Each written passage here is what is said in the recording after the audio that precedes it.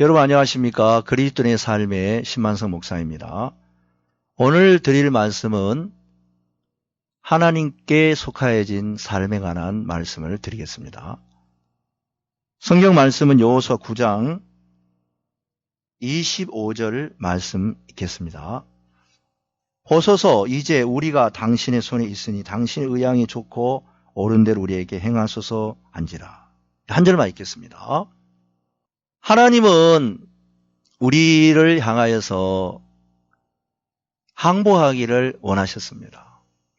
원래 또 우리 하나님께서 우리를 만드실 때 하나의 형상대로 만들어졌기 때문에 우리는 하나님께 속한 사람이었습니다. 그러나 하나님을 거스리고 대적하는 자가 있었는데 이사야에 보면 이제 계명성에 관한 이야기가 나옵니다. 그 계명성은 성경에서 루시퍼고 그 루시퍼는 천사장 중에 하나였지만 그가 하나님과 비길려가 쫓겨나서 사단이 되었고 마귀가 되었는데 그 마귀에게 우리가 속으면서 사람들 하나님을 거스리고 대적하고 반대의 생각을 갖게 되었습니다. 그래서 이제 인간이 하나님과 반대의 의견을 가지고 자꾸 거스리고 대적하는 삶을 사는데 하나님은 다시 우리에게 그 악한 사단의 생각을 제거하고 우리가 하나님께 속해져서 하나님의 아들로 하나님의 자녀로서 하나님으로서 살아가는 그런 부분들을 성경에 말씀하고 있는데요. 그런 부분들을 오늘 여호수아 말씀을 통하여 같이 나누겠습니다.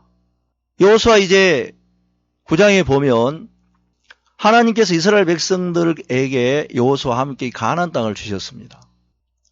여호수아가 처음에 정탐꾼을 보냈을 때 기생 라합이라는 이제 여자의 집에 들어갔는데 그 정탐꾼에게 기생 라합은 이야기했습니다. 하나님께서 당신들이 이 땅을 주신 걸 우리는 분명히 들었고 간담이 녹는다. 그래서 이제 당신들을 영접했는데 당신도 내 생명을 살려달라고 하면서 기생 라합은 정탐꾼들에게 자기 생명을 맡기고 그 여호수아와 이스라엘 백성이 항복하는 것을 볼 수가 있습니다. 정탐꾼들은 기생 라합에게 약속합니다. 살려주겠다. 그러나 이 일을 누설하지 말라. 그리고 우리가 나간 뒤에 이 집에 붉은 줄을 달아놓고 당신의 가족들과 함께 여기에 있어라. 만약 여기에 나가면 해를 당하면 우리가 책임질 수 없지만 이 안에 있어서 만약 해를 당한다면 모든 책임 우리가 지겠다 하면서 이제 기생 라합을 이스라엘 정탐꾼과 여호수아가 보호해주고 나중에 여리고가 무너졌을 때에 제일 먼저 간 게 기생 라합의 집에 있는 모든 사람을 지키고 돌봐 약속대로 행하시고 또 라합은 이제 예수 그리스도 족보를 잃은 이스라엘 속한 사람이 되어서 그가 복을 받는 것을 볼 수 있습니다. 이거는 개인이 어떻게 보면 구원을 받는 거나 마찬가지, 항복하나 마찬가지인데요. 이제 여호수아의 9장에 보면 이제 한 족속이 여호수아에게 나와 항복하는 장면이 나오는데요. 기브온 거민이라는 희위 족속이 있습니다. 가나안에 7족속이 있었는데 기브온 족속 외에는 여호수아가 가나안 땅을 들어왔을 때 많은 사람들이 연합해서 저 이스라엘 사람 우리가 싸워야 되겠다 하고 했는데 기브온 거민은 하나님이 역사하신 이스라엘 백성들을 보면서 우리 싸우면 안 되겠구나. 저 사람들은 그냥 보통 사람이 아니야. 저 여호수아와 이스라엘 백성과 함께하는 사람들은 이때까지 수많은 대적자들을 다 이겼어. 이 여리고도 망해. 그러면 우리가 싸워야 되는 게 아니고 그냥 항복해야 돼 하고 마음을 정했습니다. 그리고 아주 가까이 있었는데 그들은 멀리서 온 것처럼 옷을 다 떨어진 옷과 헤어지고 난 전대와 또 곰팡이 난 떡을 준비해서 거지처럼 해서 여호수아 이스라엘 백성 앞에 나타났어요. 너희들 누구냐?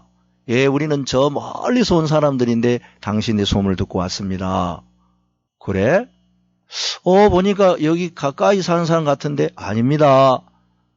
우리는 저 멀리서 왔는 당신의 소문을 들었는데 우리가 당신에게 화친하겠습니다. 항복하겠습니다. 하나님이 당신과 함께 하시고 이스라엘과 함께 하면서 이 땅을 주신 걸 우리가 분명히 믿기 때문에 우리는 당신에게 항복합니다. 하고 기브온 거민은 여호수아 이스라엘 백성에게 항복했습니다.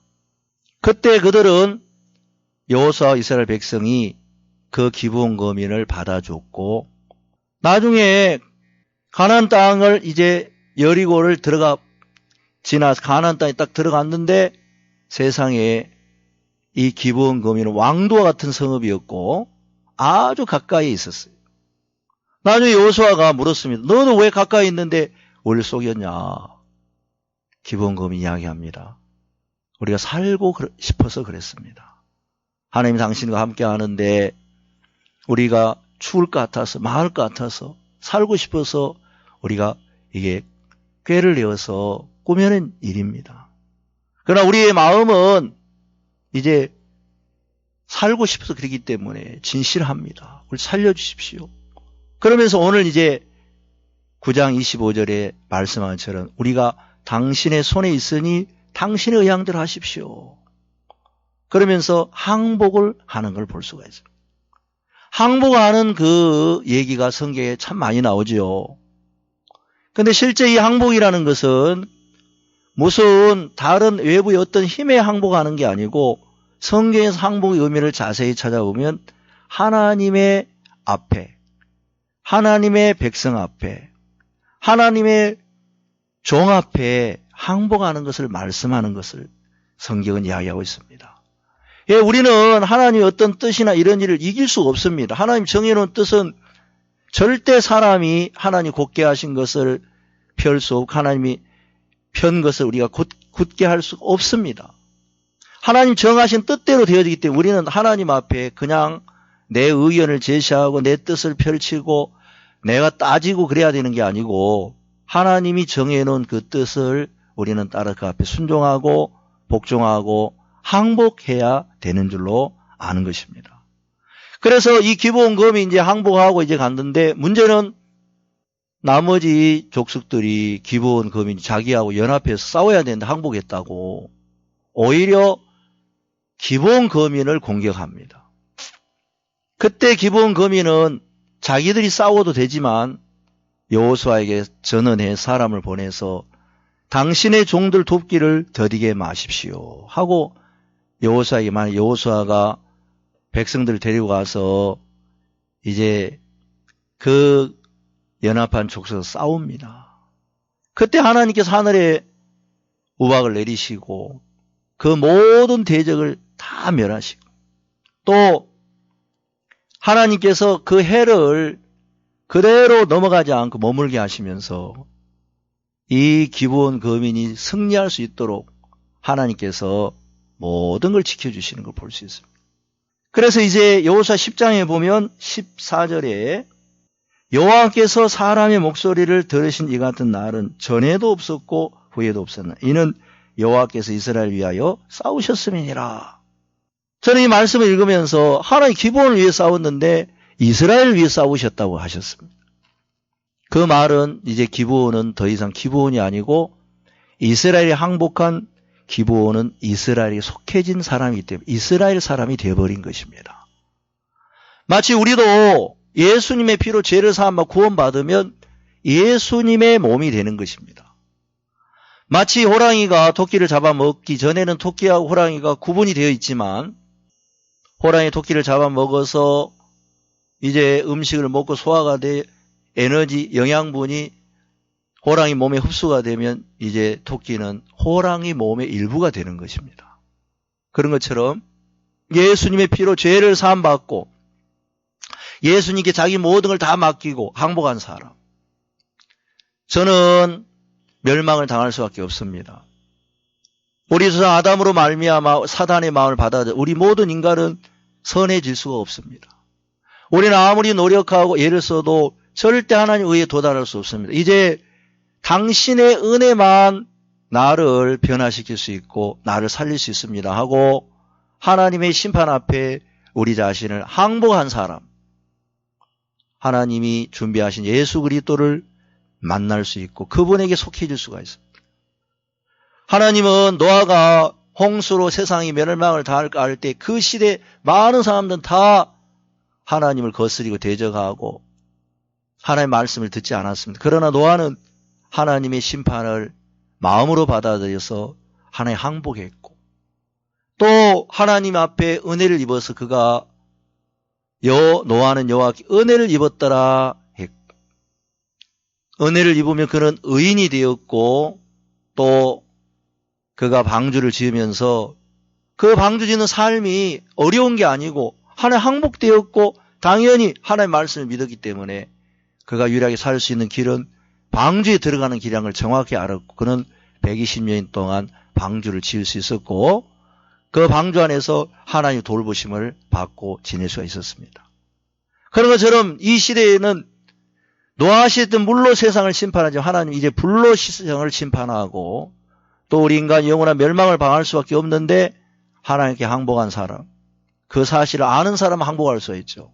그들은 거기서 벗어날 수 있는 유일한 길은 하나님의 은혜를 입는 길인데 그거는 이 땅에 어디에도 있을 수 없지만 하늘에서 내려온 하나님 아들 예수 그리스도가 우리 죄를 사하시 은혜를 베풀어서 우리를 하나님 은혜로 이제 하나님께 속한 자를 만드시고 의롭게 하시고 거룩하게 하셔서 모든 죄를 사하시고 당신의 아들 예수 그리스도 안에 속하게 해서 하나님 우리를 이제 구원받은 사람들을 의인이라고 하실 뿐만 아니고 하나님 아들이라 그러고 예수 그리스도로 보고 계십니다.